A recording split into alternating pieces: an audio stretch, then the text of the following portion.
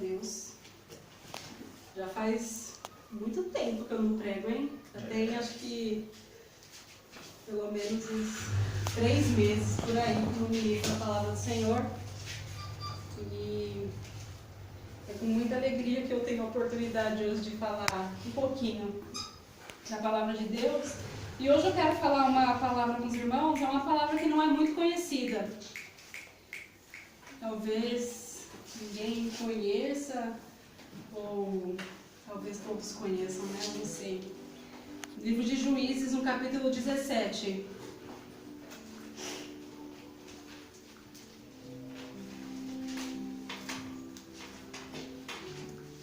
Louvado seja Deus. Amém? Amém. Juízes, capítulo 17. Eu vou pedir para os irmãos prestarem muita atenção nessa palavra. Amém. Seus olhos e seus ouvidos estejam focados na leitura e nas coisas que será dita aqui, para que você tenha esse entendimento e você possa comparar com os dias de hoje, comparar com o que tem acontecido, e você vai ver que não é nada diferente do que aconteceu aqui. Então a palavra de Deus, irmãos, ela é um livro, ela é um guia que nos ensina a viver. Ela nos ensina a viver desde quando você é pequenininho até quando você chega na sua velhice. É por isso que a palavra do Senhor diz assim, que o povo perece porque falta conhecimento. E o conhecimento que nos falta é o conhecimento na palavra de Deus. Amém. Essa palavra também eu gostaria que o pastor Adão prestasse bastante atenção nessa palavra. Eu estou entrando como porteiro, porque eu sei que se ele meditar nessa palavra e estudar depois, até uma mensagem que ele poderia levar num domingo no culto. É uma palavra muito importante. Amém? Amém. Diz assim: havia um homem chamado Mica, dos montes de Efraim, que disse certa vez à sua mãe: Mãe, os 13 quilos de prata que foram roubados de você e pelos quais eu ouvi pronunciar uma maldição, na verdade a prata está comigo. Eu que peguei. Eita. E a sua mãe lhe disse: o Senhor o abençoe, meu filho. Quando ele devolveu os 13 quilos de prata à mãe, ela disse: consagro solenemente esta prata ao Senhor, para que meu filho faça uma imagem esculpida e um ídolo de metal, e eu devolvo a você. Mas ele devolveu a prata à sua mãe, e ela separou 2 quilos e 400 gramas, e o deu ao ourives, que deles fez uma imagem e um ídolo. E estes foram postos na casa de Mica. Ora, esse homem, Mica, possuía um santuário. Fez ele um manto sacerdotal e alguns ídolos da família e um poço. Fez um manto sacerdotal e alguns ídolos da família e pôs um de seus filhos como seu sacerdote. Naquela época não havia rei em Israel. Cada um fazia o que lhe parecia certo. Um jovem levita de Belém de Judá, procedente do clã de Judá, saiu daquela cidade em busca de outro lugar para morar. Em sua viagem, chegou à casa de Mica, nos montes de Efraim. E Mica lhe perguntou: de onde você vem? Ele disse: eu sou levita de Belém de Judá. Respondeu ele: estou procurando um lugar para morar. Então Mica respondeu: fica comigo. Seja meu pai e sacerdote, e eu lhe darei 120 gramas de prata por ano, roupas e comida. O jovem levita concordou em ficar com Mica, e tornou-se como um de seus filhos. Mica acolheu o levita, e o jovem tornou-se seu sacerdote e ficou morando em sua casa. Mica então disse: agora sei que o Senhor me tratará com bondade, pois esse levita se tornou meu sacerdote. Amém, Jesus. Amém? Glória a Deus. Vamos fazer uma oração. Deus querido e maravilhoso, aqui estamos, ó Pai, na Tua presença, Senhor. Dai-nos o discernimento do Teu Espírito Santo para que entendamos a Tua palavra gloriosa, Pai, para que venhamos aplicar em nossas vidas, Pai, de maneira que não ficamos, Senhor, desapercebidos, de maneira que não ficamos desorientados, mas que o Senhor seja a nossa bússola, que o Senhor, Teu Espírito Santo, seja o nosso guia nessa terra, Senhor, onde temos vivido em meio ao caos, que o Senhor seja, Pai, o nosso ajudador, o nosso conselheiro, em nome de Jesus Cristo. Amém. Amém? Amém. Os irmãos prestaram bem atenção? Eu li bastante versículos, na verdade eu li tudo que era preciso ser lido, né? A palavra do Senhor, ela nos fala aqui sobre este homem, Mica. Esse homem Mica, ele morava nos montes de Efraim. A palavra do Senhor diz assim, irmãos, que depois que Moisés morreu, Josué assumiu. Depois que Josué morreu, o que o Senhor ele fez? Ele começou a levantar juízes para julgar Israel. O Senhor começou a levantar juízes, né? Tanto é que o nome desse livro é Juízes. A gente conheceu Débora, Gideão, Sansão, e o Senhor levantou alguns. E logo após, esta leitura, ela é feita logo após a morte e o sepultamento de Sansão. E a palavra do Senhor diz que pelo fato de não ter rei em Israel, cada um fazia o que parecia bem aos seus olhos. Olha que interessante isso, né? Não tinha rei para o julgar. Não tinha uma autoridade espiritual naquele lugar para que ele fosse tomado pelo Senhor, para que ele desse as ordenanças, para que ele desse o caminho. Porque os reis eram como se fosse a bússola. Eles orientavam, eles davam ali o caminho para o povo seguir. E uma casa que ela não tem uma autoridade, a casa ela vira o quê? Bagunça. Ela vira uma bagunça. Isso é em qualquer lugar, irmãos. Isso é em qualquer lugar. Dentro de uma empresa, se não tiver um líder, que ele tenha espírito de liderança, que ele não saiba delegar, que ele não saiba fazer o que tem que ser feito, vira bagunça. Os funcionários montam em cima dele, ele não tem aquele espírito de liderança, então ele faz o que os outros mandam fazer, ele não tem uma opinião forte para fazer determinadas coisas. E aqui essa história é muito interessante, porque nesses versículos você vai entender a verdadeira bagunça que estava acontecendo naquele lugar, e você vai ver que não é diferente nos dias de hoje. Mica tinha a sua mãe. A sua mãe tinha uma quantidade de prata, e roubaram aquela prata dela. E ela estava amaldiçoando a pessoa que roubou aquela prata dela, porque era o dinheiro dela, né? E de repente o filho dela disse: mãe, eu ouvi você amaldiçoando aí alguém que roubou a sua prata. Essa pessoa que roubou a sua prata foi eu. Toma, mãe, eu vou te devolver. O que aquela mãe olhou para o filho? Aquela mãe não devia repreender o filho? Meu filho, como que você fez uma coisa dessa? O pai e a mãe tem que repreender os filhos. Ela olhou para o filho dela e disse: ô meu filho, seja abençoado. Seja abençoado, meu filho. Tudo errado, tudo bagunçado. O filho rouba a mãe está espraguejando, porque roubaram o dinheiro dela, coitada. Coitada. Já contou o testemunho dela aqui, graças a Deus.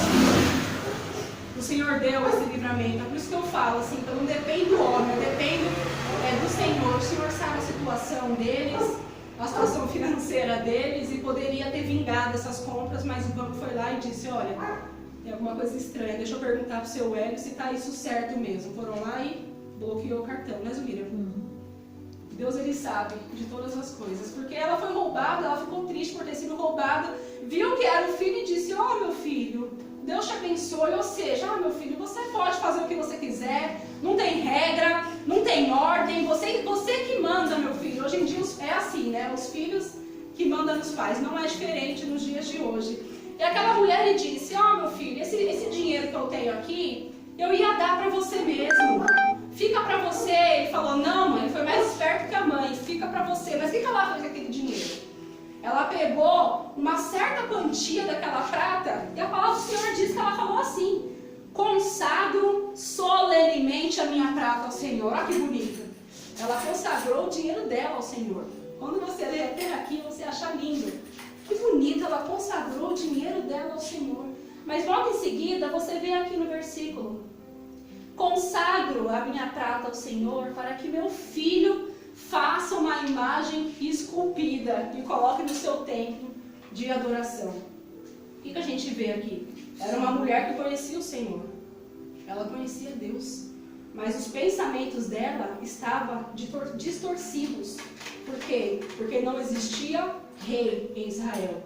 Eles não iam ao templo adorar a Deus. Eles não estavam diante da presença de Deus. Eles sabiam que existia um Deus, mas eles não estavam mais observando a palavra de Deus, porque não tinha ninguém que os cobrasse. Não tinha um juiz ali que estava cobrando eles. Não tinha um rei que estava ali exigindo que eles adorassem ao Senhor como manda a palavra de Deus, como mandava lá os manuscritos.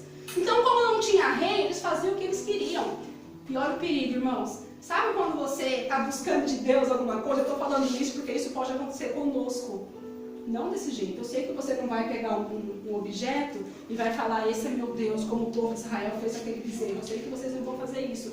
Mas sabe qual que é o grande perigo dessa palavra? É quando você está esperando algo de Deus. Você coloca nas mãos do Senhor determinada coisa, você está fazendo algo que não é de Deus. Você está fazendo algo que não agrada a Deus. Eu estava conversando, um tempo atrás, a irmã Carmen contou um testemunho sobre uma macumbeira que o irmão Dirceu toda madrugada encontrava quando ia trabalhar. Encontrava ela na cruzilhada, fazendo as macumbas dela. Toda madrugada. E essa macumbeira um dia foi em um culto, não sei se foi na igreja do pastor Edmilson, não sei qual igreja. Ela foi num culto, e nesse culto os varões estavam apresentando no culto.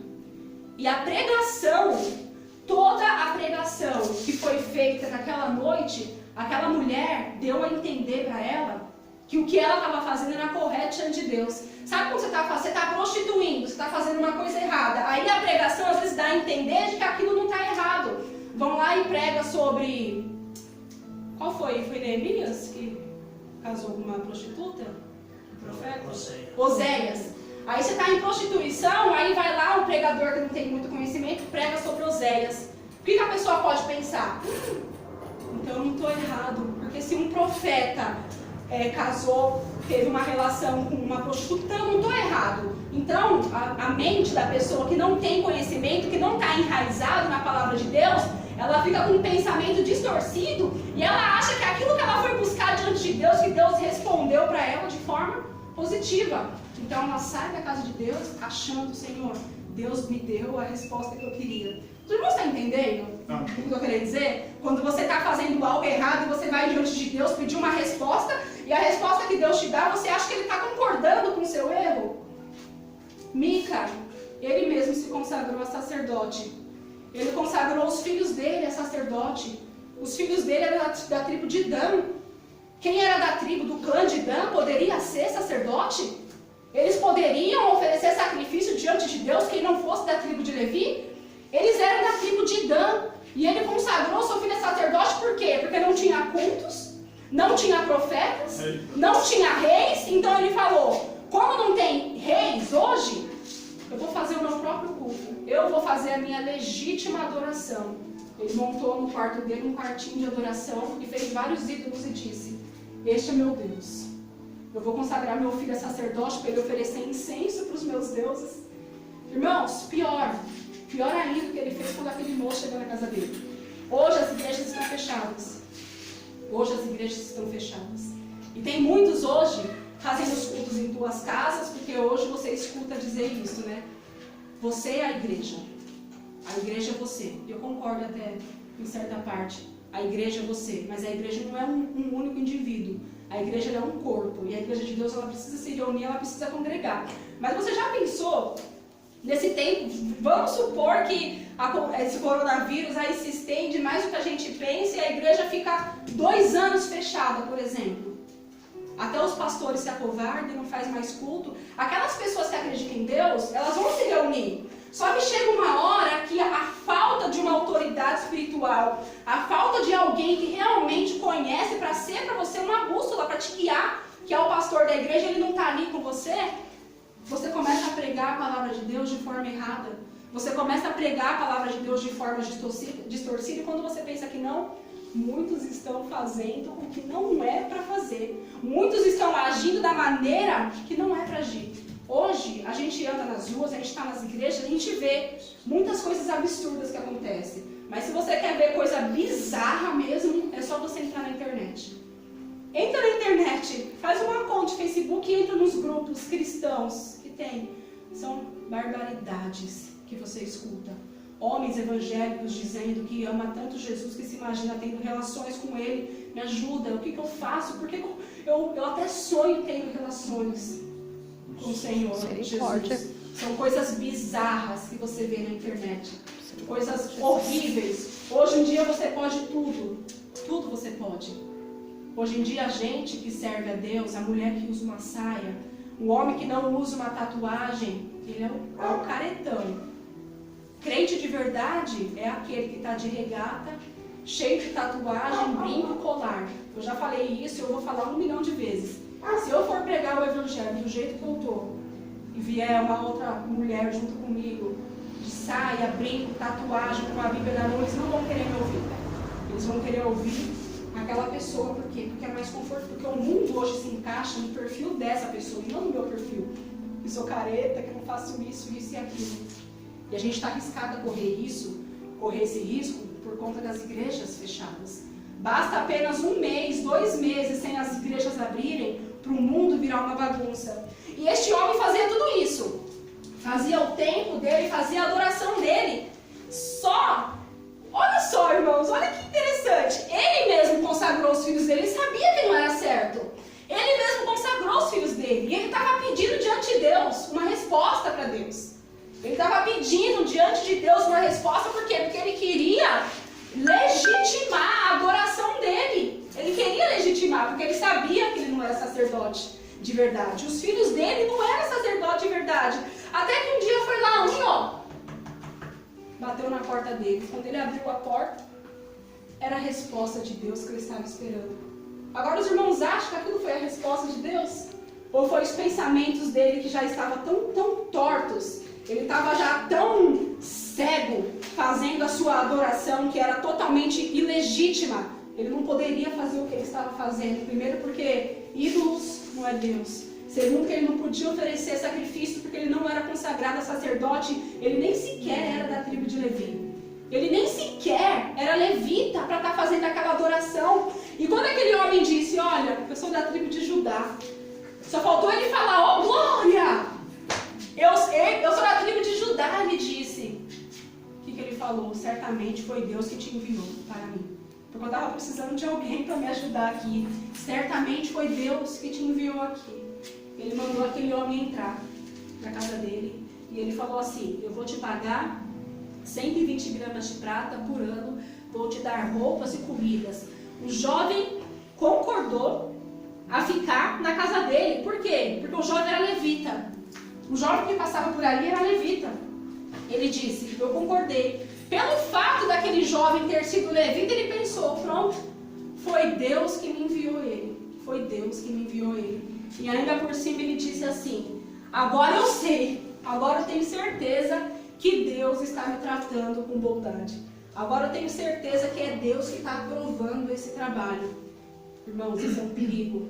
Isso é um perigo. Porque ele tinha certeza que era Deus que estava com ele. E era o espírito de Satanás que estava naquele lugar. Era o espírito do adversário que estava naquele lugar. Senhor. Promovendo uma adoração ilegítima. Uma adoração que Deus jamais iria aceitar aquela adoração. Mas ele tinha certeza absoluta que era do agrado de Deus. Eu tenho certeza, ele disse, que agora o Senhor está me tratando com bondade. Porque agora ele me enviou um levita de verdade. E às vezes, irmãos, foi o que eu disse, a gente pede algo para Deus e Deus te dá uma resposta e você acha que é Deus que está te respondendo, mas é Satanás que está te enviando pedra de tropeço.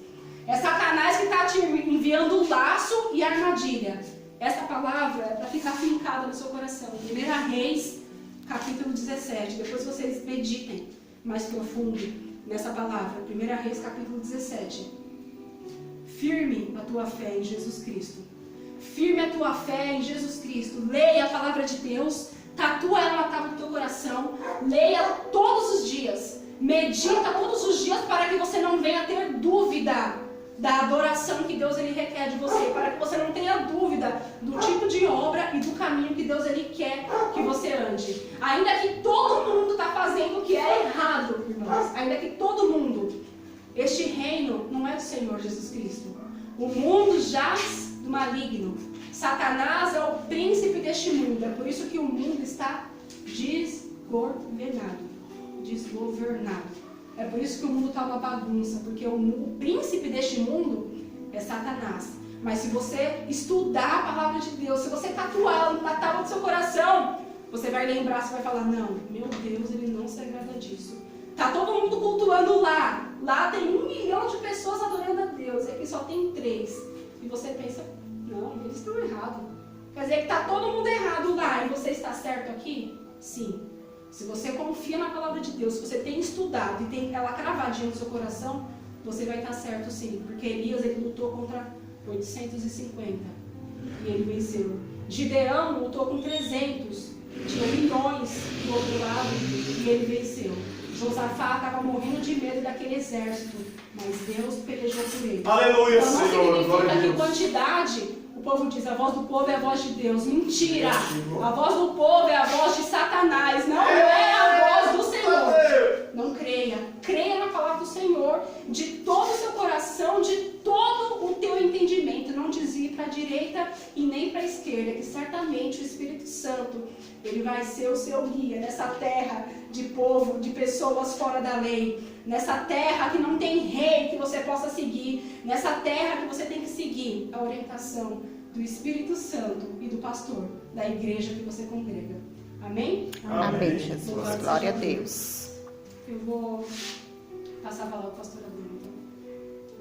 Amém? E as palmas do Senhor Jesus. Aleluia, Jesus. Glória a Deus. Santo Deus. Amém, irmãos? Vamos iniciar este culto em nome do Senhor. Eu creio que sábado, irmão, vai acontecer alguma coisa diferente aqui. Eu vou me preparar para sábado. Eu vou estar orando por todos que vierem no sábado. Ô, glória. Eu estou colocando as mãos e creio que Deus vai fazer alguma coisa. Vamos só aguardar para sábado que Deus vai fazer. Amém? Glória a Deus. Amém. Senhor, muito obrigado por estar aqui, Senhor. Sara a nossa terra. Aleluia, Que a Jesus. nossa família esteja nas tuas mãos, na tua direção. Afasta qualquer mal, Senhor, dos nossos lares. Senhor, tu disseste na tua palavra que o Senhor é o nosso remédio, a nossa saúde. Não deixe que nenhum, Senhor, venha, Senhor, padecer por aquilo que foi derramado sobre a maldade do coração humano. Ajuda-nos, Senhor, e dá-nos, Senhor, a tua alegria, a tua paz reine em nós. É o que nós te pedimos e agradecemos no teu nome santo. E que a graça do Senhor Jesus Cristo seja com todos nós, hoje e para sempre. Os irmãos digam amém, Jesus. Amém, Jesus. Glória a Deus.